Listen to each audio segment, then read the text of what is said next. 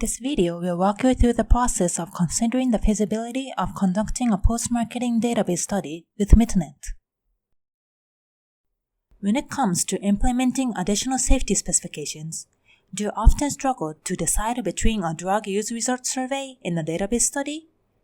Drug use result surveys are difficult in that they involve a lot of site selections and contracts. On the other hand, post-marketing database studies require a lot of consideration when you conduct one for the first time. However, the burden of data collection and quality management is said to be smaller in database studies. So, if the additional safety specifications can be investigated in a medical information database, how about first considering the feasibility of conducting a database study? The process for investigating the feasibility of conducting a database study is as shown here.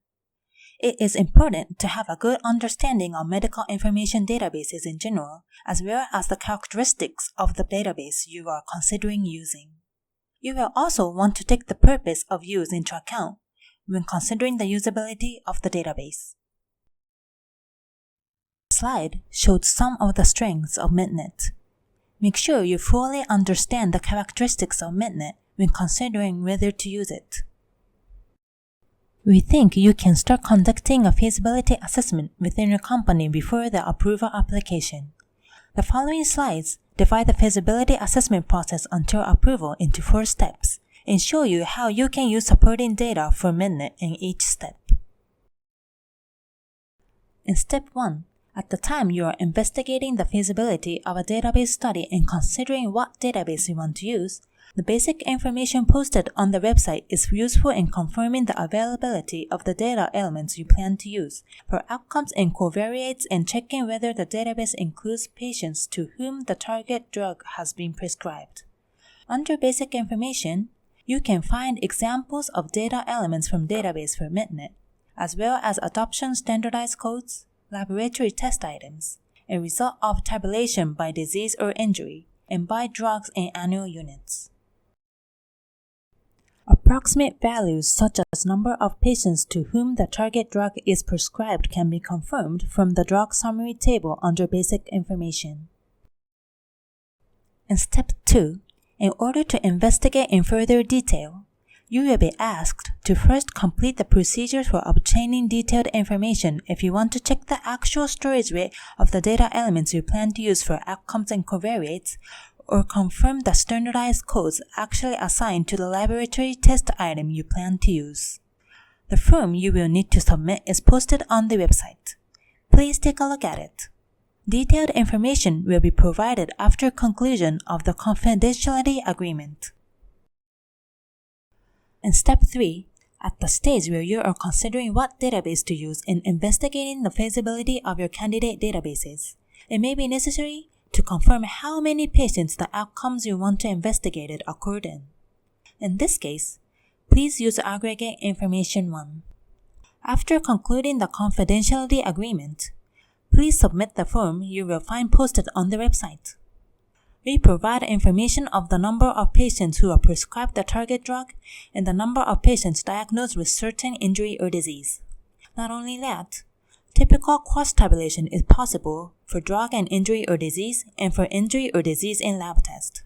In addition, even if you cannot get enough information from the results in aggregate information 1, you may still be able to obtain the necessary aggregated values.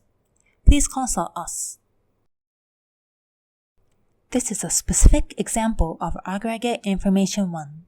You can obtain approximate numbers of people and cases aggregated according to arbitrary conditions set by the requester. By setting conditions, it is also possible to confirm the approximate values for patients who are prescribed the target drug and had the target outcome. In addition, it is possible to tabulate not only target drugs, but also similar drugs such as comparators. In step 4, you can use aggregate information 1 introduced in step 3 to confirm feasibility. In addition, aggregate information 2 is also provided. In aggregate information 2, the number of patients prescribed the target drug and number of prescriptions of the target drug are provided every 3 months so that you can grasp cumulative status of the target drug. It is possible to predict how many patents will be accumulated by the time of the scheduled data extraction. Confirmation of the reliability of the database can be made at all steps. You can find information on Pmda quality management and quality assurance on the website. We also provide DB study management tools that can be used from selection to compliance review. In order to access the documents described in the operating procedure book, you need to follow a procedure. You can have each type of document in detail explained by a professional staff member. Please do not hesitate to contact us if you wish to receive an explanation. If you need more information, please have your Japan Corporation. We have prepared a video that explains the main points of Pmda in simple terms. Please be sure to check it out. Thank you.